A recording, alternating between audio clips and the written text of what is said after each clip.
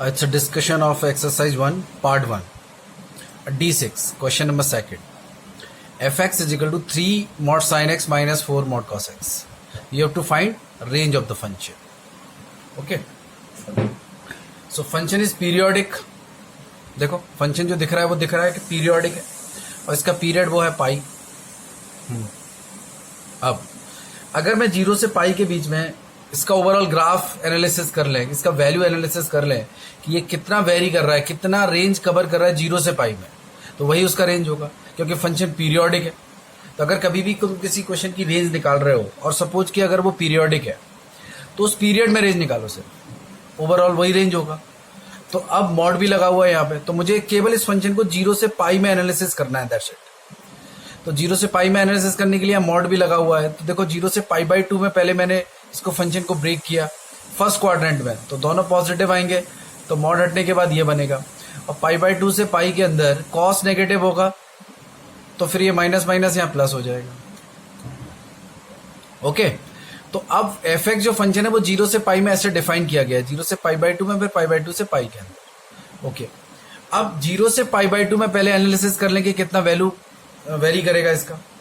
तो F x जो है वो 3 sin x minus 4 cos x है 0 से पाई बाई 2 में. तो देखो अब इसका जो डेरिवेटिव है वो कितना आएगा 3 cos x plus 4 sin x, जो कि पॉजिटिव आ रहा है.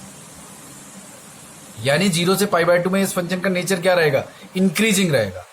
ओके.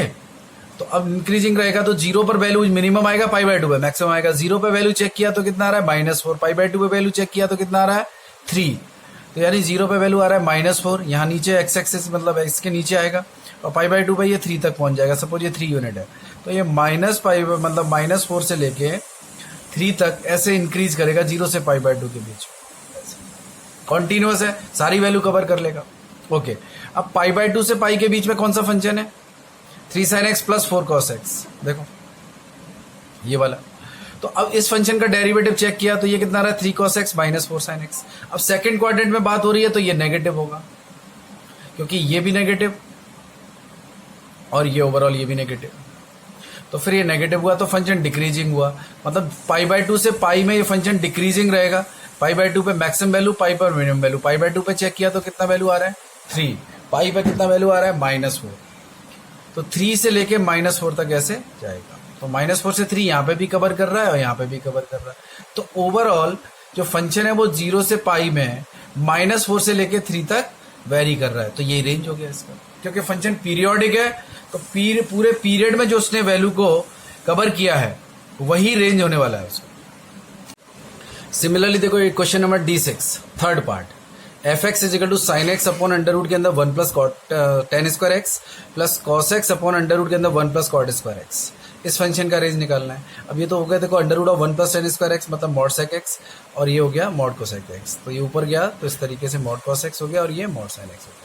बट इस फंक्शन की ओवरऑल जब डोमेन की बात करेंगे तो ये फंक्शन कहाँ डिफाइन नहीं होगा, odd multiple of pi by 2 पे बिकॉज ऑफ tan x, और odd multiple of pi because of cot x. तो x can't be odd multiple of pi by 2 and x can't be n pi. Okay. अब ये देखो sin x mod cos x plus cos of mod sin x, ये function है within this domain. अच्छा. अब ये function periodic है, range निकालना है. फंक्शन पीरियोडिक दिख रहा है तो सिर्फ पीरियड में बात करेंगे. पीरियड कितना होगा 2 पाई होगा, चेक कर सकते हैं. तो इस फंक्शन का पीरियड कितना है 2 पाई. ओके. तो 0 से 2 पाई में अगर मैंने ये देख लिया कि इस फंक्शन का कितना वैल्यू वेरी कर रहा है, कितने फंक्शन कितना वैल्यू कवर कर रहा है वाई एक्सिस पर, तो वही रेंज होने वाला है. ओके. तो 0 से 2 पाई में इसको एनालिसिस करते हैं पूरे फंक्शन को. तो 0 से 2 पाई में एनालिसिस करने के लिए अब मॉड लगा हुआ है, मॉड cos x है, मॉड sin x है. तो पहले 0 से 2 जैसे 0 से फर्स्ट क्वाड्रेंट में बात करते हैं पहले. तो फर्स्ट क्वाड्रेंट में ये भी पॉजिटिव ये भी पॉजिटिव, तो ultimately sin x cos x sin x cos x. तो ये हो गया sin 2x. Okay. Pi by 2 से पाई में क्या होगा कि मॉड sin x, तो ये sin x ही बाहर निकलेगा बट ये माइनस cos x, तो ये कट जाएगा प्लस माइनस, तो ये 0 हो जाएगा. अगेन पाई से 3 पाई बाई 2 थर्ड क्वाड्रेंट, ये भी माइनस में आएगा ये भी माइनस में बाहर आएगा, तो फिर माइनस sin 2x हो जाएगा. ओके.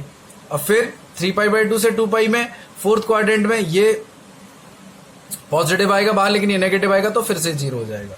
तो ये डेफिनेशन बन गई 4 इंटरवल में.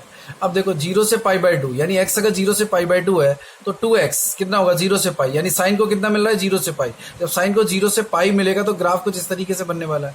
ये साइन 2x का ग्राफ बन रहा है 0 से पाई बाई 2 में, मतलब साइकिल क्या हो गई है, पीरियड जो है वो कम हो गया है। साइन 2x साइन एक्स का पीरियड कितना होता है पाई, साइन 2x साइन एक्स का पीरियड होता है पाई 2 पाई, तो साइन 2x का कितना हो गया पीरियड पाई, तो वो अपनी साइकिल यहीं पे आधी कर लेगा कवर पाई बाई 2 तक। पाई बाई 4 पे इसका वैल्यू अटेन हो जाएगा 1, क्योंकि जब पाई बाई 4 x होगा तो 2x तो पाई बाई 2 हो गया ना, तो इस तरीके से वैल्यू कवर करेगा, बट 0 पे ओपन है, पाई बाई 2 पर भी ओपन है।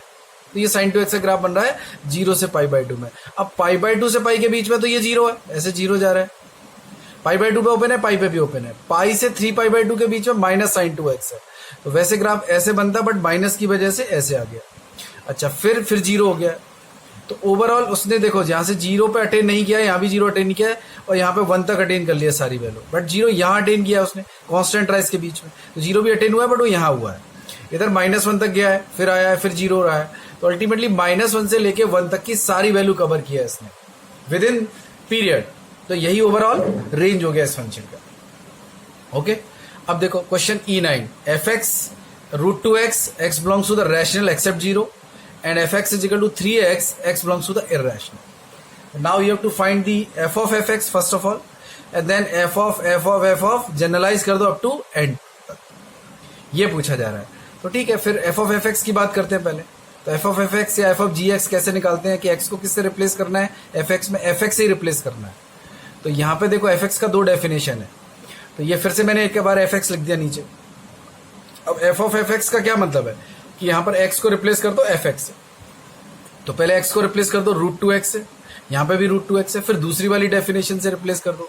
अब जब यहाँ पे √2x लिख रहे हैं, x को रिप्लेस कर रहे हैं, तो कंडीशन में भी रिप्लेस करते हैं, और जो तुम रिप्लेस कर रहे हो उसका खुद का कोई कंडीशन है तो वो भी साइड में आएगा। जैसे देखो √2x यहाँ रखा, तो √2x यहाँ पे भी रखा है x, और ये जो रखा है इसका खुद का कंडीशन क्या है, ये, तो ये भी रखा है। अब इन दोनों का अगर कॉमन पार्ट एग्जिस्ट करता है तो फिर ये डेफिनेशन एग्जिस्ट करती है। तो सिमिलरली 4 डेफिनेशन बनेगी यहाँ पे, बट देखो यहाँ पे √2x अगर रैशनल है और x अगर रैशनल है, तो ये तो इनका तो कोई कॉमन पार्ट आएगा ही नहीं। अच्छा, अब यहाँ पे सिर्फ ये 2 डेफिनेशन ही वैलिड है, क्योंकि इन दोनों का कॉमन पार्ट आएगा और इन दोनों का कॉमन पार्ट आएगा। जैसे 3x अगर इरेशनल है, x भी इरेशनल है, तो x इरेशनल हो गया।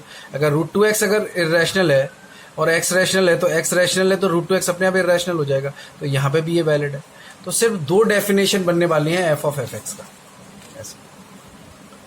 अच्छा, f of fx निकाला है अभी, फिर f of fx निकालेंगे, फिर जनरलाइज करेंगे अप टू n तक, तो क्या होगा, कुछ सिमिलैरिटी मिलने वाला है।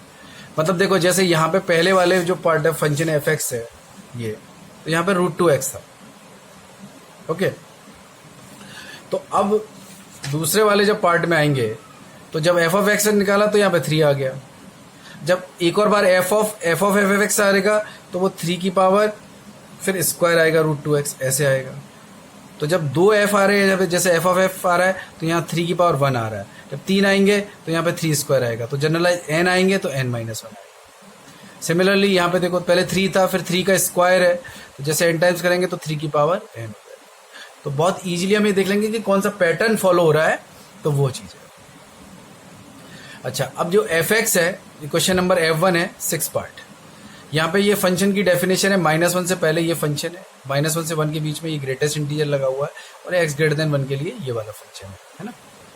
तो अब पहले ये बताओ कि जो ln ऑफ e की पावर x का मतलब तो x ही है, बट मॉड लगा हुआ है तो ये मॉड x है। यहाँ पे 2 बाहर है, यहाँ से भी 2 बाहर है, तो ऐसे हो गया। ये x ग्रेटर देन 1 के लिए, इसका मतलब भी x हो गया। अब x अगर नेगेटिव है तो मॉड x का मतलब तो -x हो गया। अच्छा, अब हमें पता है कि greatest integer of x plus greatest integer of -x या तो -1 होता है या 0 होता है। इंटीजर पे 0 होता है और इंटीजर के अलावा -1 होता है। तो -1 से 1 में ये डेफिनेशन है, तो -1 से 1 के बीच में तो सिर्फ एक ही इंटीजर है 0, तो 0 पर ये वाला वैल्यू 0 होगा, तो 0 पे इसका वैल्यू हो जाएगा 4। अदरवाइज -1 से 0 या 0 से 1 में है, तो ये वाला पार्ट -1 होगा, तो 4 - 1 3, तो ये भी 3। -1 से 0 में और 0 से 1 में। x ग्रेटर देन 1 के लिए जो डेफिनेशन है वो x है। तो अल्टीमेटली ये जो फंक्शन है ये है फंक्शन। अब ये मुझे बताना है कि इवन है कि ऑड है। तो जब इसका तुम ग्राफ बनाओगे कि 1 के बाद y = x, 1 से पहले y = -x, -1 से 1 के बीच में 3, बट 0 पर सिर्फ 4, ये ओपन है। तो ये ग्राफ तो दिख रहा है कि y एक्सिस के अबाउट सिमेट्री है इसमें, तो इवन फंक्शन हो गया। अब ये कोई ऐसा फंक्शन नहीं था जिसमें हम f of x को f of -x रिप्लेस करते फिर वो चेक करते, तो ये तो फंक्शन थोड़ा सा डिसकॉन्टिन्यूअस है, ब्रेक हो रहा है, अलग अलग डेफिनेशन में डिफाइन है, तो इसलिए ऐसे किया गया। G1 का सेकंड पार्ट, f डिफाइन है domain to all real numbers, function है 4 माइनस एक्स माइनस 7 का क्यूब की power 1/5। You have to find the inverse. तो if you want to find inverse then first find function is 1 1 and onto. Okay, तो function अब देखो f of x1 is equal to f of x2 लेके चलेंगे इसमें, तो बहुत simple तरीके से x1 इजिकल टू x2 आएगा, यहां से प्रूफ होगा ये हाँ ये 1 1 है। ओके, अब ऑन टू के लिए तो इसका पूरा जो रेंज है वो कवर होना चाहिए r।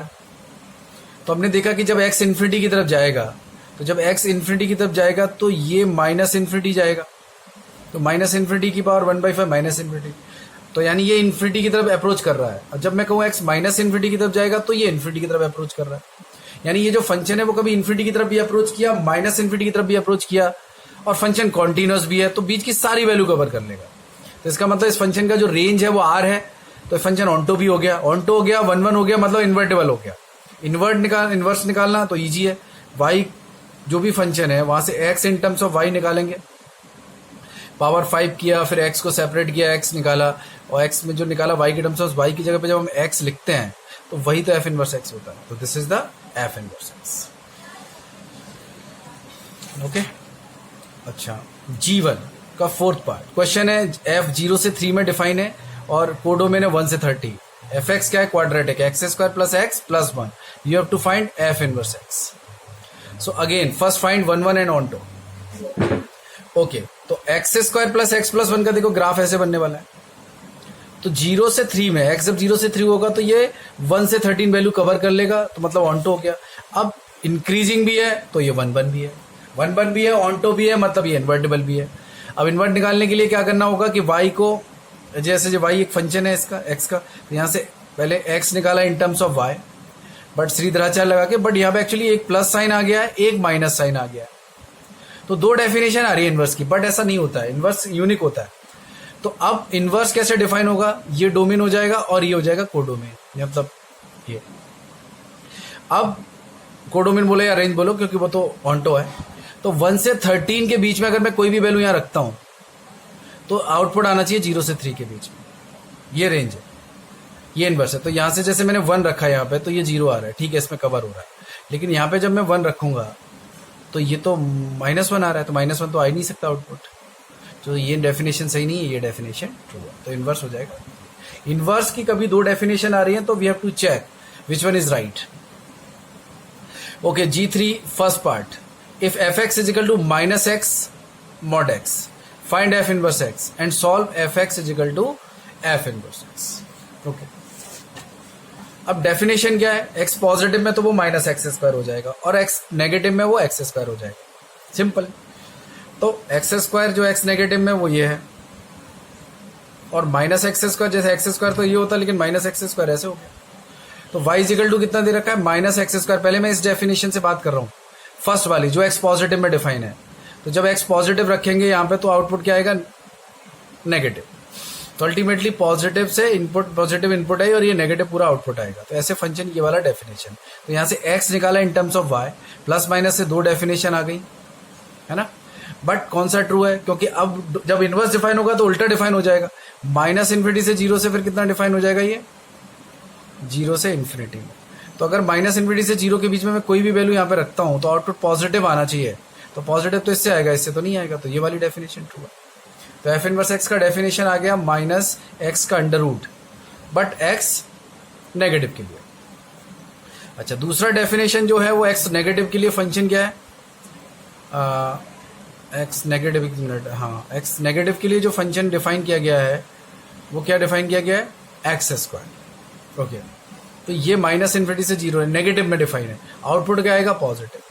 x निकाला y के टर्म्स में तो फिर से प्लस माइनस आया, बट जब इनवर्स डिफाइन होगा तो कैसे हो जाएगा, 0 से इन्फिनिटी से उल्टा हो जाएगा डिफाइन, -इन्फिनिटी से 0। तो आउटपुट अब नेगेटिव आना चाहिए, तो आउटपुट नेगेटिव, तो इससे आएगा, इससे नहीं आएगा। तो ये वाली डेफिनेशन ट्रू हो गई, x पॉजिटिव में डिफाइन हो गया इनवर्स। तो इनवर्स की ओवरऑल ये डेफिनेशन। तो कंफ्यूज होने की जरूरत नहीं है, फिर से रिवाइंड करके देखो। बेसिकली करना क्या है कि f इनवर्स x निकालने के लिए पहले 1 1 ऑन टू होना जरूरी है, उसके बाद जो डेफिनेशन है उसमें से x in terms of y निकालते हैं। अब अगर fx a to b define है तो inverse B to A define होगा। अब इनवर्स की अगर दो डेफिनेशन आती हैं तो मुझे चेक करना पड़ेगा कि कौन सी डेफिनेशन सही है, सिंपली।